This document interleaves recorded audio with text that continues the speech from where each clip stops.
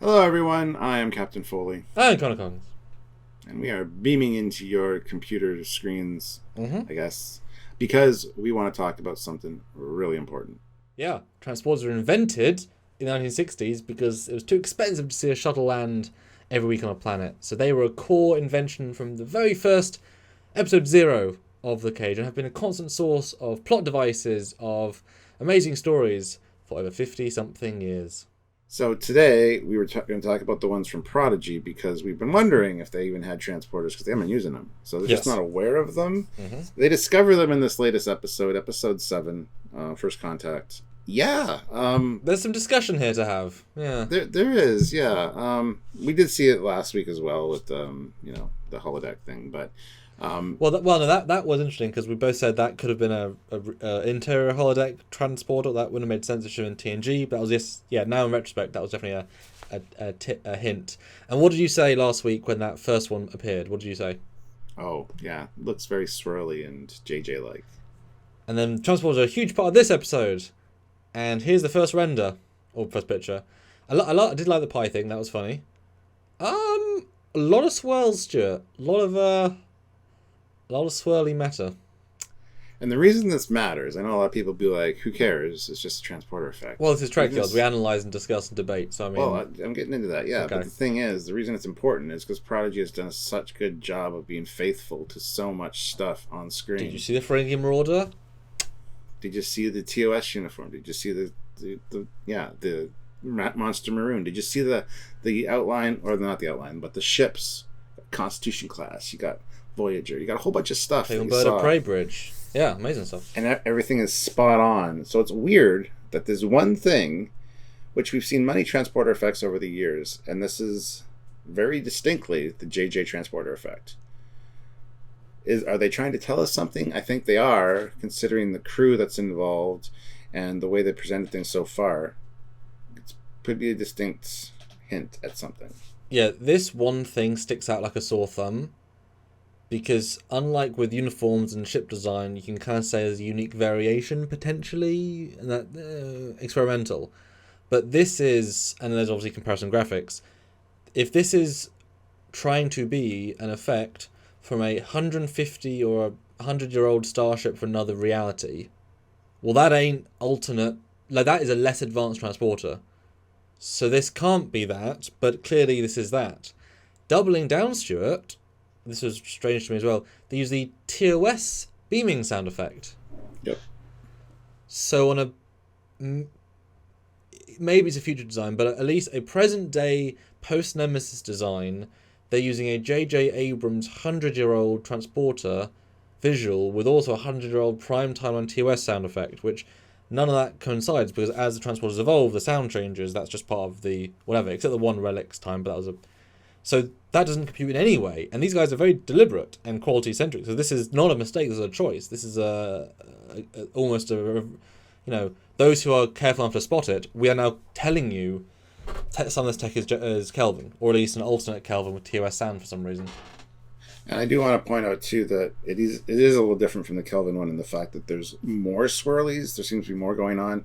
The original one from the JJ movie, there was swirlies, but not quite as Shall we many. find out, Stuart? The next picture is a comparison of the stages of Swirly. Well, there you go. The swirliness. There you go. I'm glad we think alike. Yeah, I mean, so could it be a next generation version of the JJ transporter because it seems a little bit more advanced? Well, you just mean there's more swirlies. The swirlies are thinner, yeah. I mean, this is clearly the same. Even aesthetically, how it like swirls around the head. I mean, it's exactly the same. And we'll compare Discovery in a minute, which I thought it may have been. And you can compare Discovery, which I thought Discovery is just JJ. And no, Discovery is actually closer to TOS than I thought. It's actually little particulates with a very slight overall effect, but it is not this at all. So yes, you can see here's the comparison, but it's not even worth comparing to. That is just a TOS-esque. Clearly this is JJ inspired. No other effect in transporters is even remotely like this. If the ship is from an alternate Kelvin or even the Kelvin timeline, somehow they just never change their transporter effect, despite in prime timeline it goes from NX of TOS to the many Star Trek movies to like it changes a lot of times, even with slight iterations. It's really strange. They always went out of their way to make it a distinct look. they are doing that here in a way by adding extra swirlies, like we said, but it's still got that. Yeah, it's still very much got that JJ look to it. So. Yeah, it's not remotely Prime. Like, it's just flat out, this isn't a Prime timeline transporter technology. And does, I've said the nacelles look JJ, the interiors look JJ, the bridge looks JJ, the displays look JJ, it is continuously showing us these things. As you'd said, very much the ship might have been lost from the JJ timeline in our universe, and then the change computer core to Prime timeline computer core. That all you'd need to do, because in JJ universe maybe they are doing the conceit of in JJ they can warp between Kronos and Earth in a day. It should take 3 weeks. Maybe they're literally trying to make the retcon that and say, well, it literally is just that's all it is. Very, very strange, Stuart. And I think blatant. I think blatant is the word here. It's blatant, but subtle enough that not everybody would catch it until it's revealed, and then they'd be like, "Oh, how didn't I see that?" But a lot of people like us, who are definitely into the effects and the technology, are kind of like raising an eyebrow. Well, I think I certainly agree. And you need to have seen the JJ films to obviously even know it. But no one is going to think it's TOS or TNG or Voyager. It doesn't look like any of those even at all. Like anyone that's watched any of those shows, it's not those shows. So it's yeah. We've also seen like beaming in Picard and such. We've got a sense of what the other stuff looks like. And again, it's not this. But also worth considering, because there's 2 points to this. The next picture is the transporter room. This is just the Discovery transporter room to me. I mean, this is so close to Discovery vibe-wise. I was like, damn, this is... I mean, certainly isn't a Prime timeline design. It's way too big, way too silver. It doesn't match anything in the Prime timeline to me. And again, another hint. Yeah, absolutely. And I actually really appreciate the design here, because it's still got this 2 steps up, which, if you go watch our transporter episode, those steps are important because they prevent things from drifting onto the pads and things. So small little details like that make it really cool. But yeah, it definitely has a unique look. And you could say, yeah, it's a new ship, it's a prototype, it's new technology. That's why it has a different look. But it does look very similar to the Discovery one, I gotta say. And I don't feel like you can have that conceit for everything, because why would they put experimental transport technology on experimental? You can't... Everything's experimental. You might not live. Go. It's like they happened to launch a ship when every single tech was being updated. I don't think so. Like, the Voyager transporters are the same transporters with a different shell because of different design of the ship. That's it. Voyager isn't experimental everything. But I did do a comparison, because to me this is almost verbatim Discovery vibe. So here's a comparison.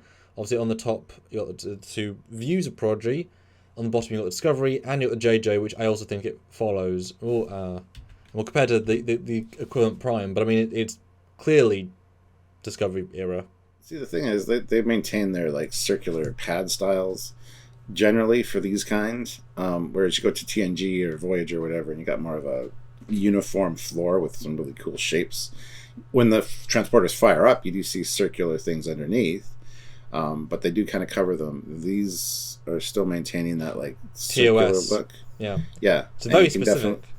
Yeah. You definitely get that feel that it's... I think that's one of the main visual cues as to why it's similar to Discovery.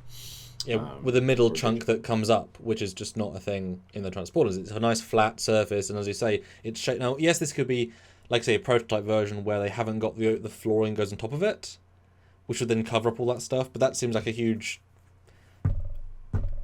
I don't buy it. That doesn't sound very smart. Let's just remove the hulling just so it looks different. It's like, well, or just finish it. It's one more glass of plexiglass.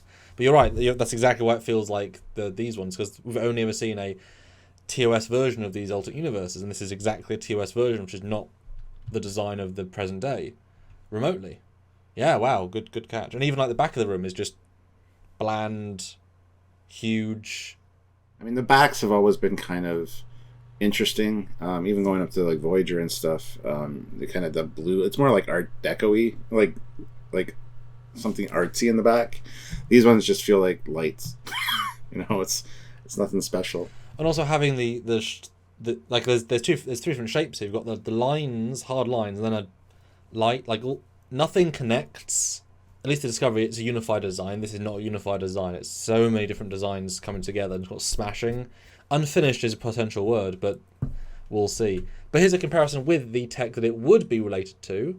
You got the Voyager tech, which is a few years old now, and the Titan, which we've seen only 1 year ago in Lower Deck. So this is absolutely an up-to-date transporter room design. Obviously, it's based on the Enterprise E transporter room, which was itself a redo of the Voyager transporter room, which in itself was a redo of the TNG transporter room, which is in itself a redo of the Star Trek 6 transporter room, which is in itself a redo of the TMP transporter room. So the transporter room has been the same room for like 15 years.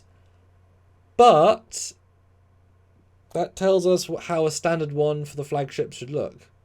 Like, that's the best of the best. It looks like this. And here is it in comparison. And not even close. Well, there's that fancy flooring I'm talking about. And interestingly enough, on the Protostar one, there is like a center light, which you would think would be just another transporter pad, as it is in the other ones. You can transport stuff into the middle. It's like a cargo thing, isn't it? Yeah, but you got the part that goes up a bit that doesn't light up. It just looks weird. I kind of like and it's usually a different color, as you can see there in the middle. But yeah, more of a cargo kind of transportery vibe to that center one. I also think this is a problem with the scaling. Dahl is not even 6 foot; he's 5 foot something. But they're standing over the controls as if it's normal scaling. But if you put a normal 6 foot person there, I say normal, I mean like a standard office, like a Chakotay or the people you associate, they would tower above that control pad, because they'd feel more appropriate. Maybe it's adjustable. Maybe they slid it down. Maybe that's not ever been a case, but I like that. That's fun. But the pads feel about appropriate for a person size, but because of the way, like, it's a very wide angle lens, they're small. The room feels huge, but they're not in perspective to a human size, like a normal average officer size. So it's all kind of out of whack. It's fine, but it just feels like a JJ TNG one and doesn't even link to anything. Good point. I never would have noticed the height of the console, but maybe it is adjustable. Who knows? I don't know. That's one of we saw them on the Enterprise D bridge, Galaxy class bridge, and Jankum Pog's neck came up to the edge of the rear science stations, like he was short. Whereas all these are always like, standing consoles, that is like knee level. It's not even like the JJ ones where they have chairs. And that is just the problem with them being much smaller. Everything has to sort of go around them. It's like in Star Trek 9, everything has to be huge because the camera moves, even though that's not how it would be. So that's a slight conceit of design there. But it does change the whole vibe a bit. But yeah, it's just a Discovery one, I think. A lot to talk about with just the transporters alone, but I think it's a subtle hint. Yeah, I think it's a subtle hint, especially the effect that something more is going on that they're not going to let us in on right away. But with the amount of detail and the precision with which they show everything else in the universe, and the care and attention to detail, it just seems out of place. And it's like, yes, this is an answer to a question. So we just wanted to put that out there for you guys. Well, exactly. It's if everything's intentional, then that's them telling us something. We got to listen. But it would be cool. I mean, it would be kind of cool if they found a J.J. Abrams universe ship.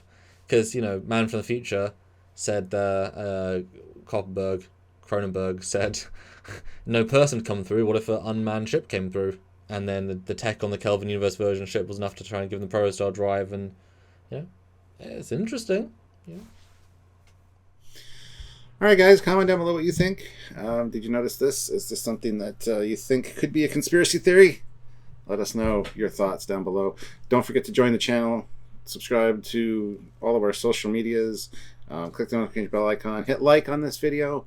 And, of course, join us for the lives where we can discuss this stuff with you in real time. If you have any ideas, you drop them in a super chat. And then, of course, we will be happy to chat with you about them real time and have a great discussion. Because we love that. It's very, very interactive. It's very, very instant. And the fact is you guys have some great ideas and you can totally change our perspective and suggest things. And we really love that. And if you want to keep us able to do this, because we need to keep paying our bills by doing this work, then either watching everything we do, that does help in a small way, or super chatting even $5 on those lives is absolutely amazing. Or the monthly ways to join the YouTube channel by the join button or Patreon, both really, really, really, very helpful. Or one-time donation at trekyards@hotmail.com, or buy a shirt or swag down below. It all mounts up. If you can, please do. If you can't, don't worry. But please do. That's right. So until next time, I am Captain Foley. And I'm Chronicons. And we'll see you guys soon. Bye, guys.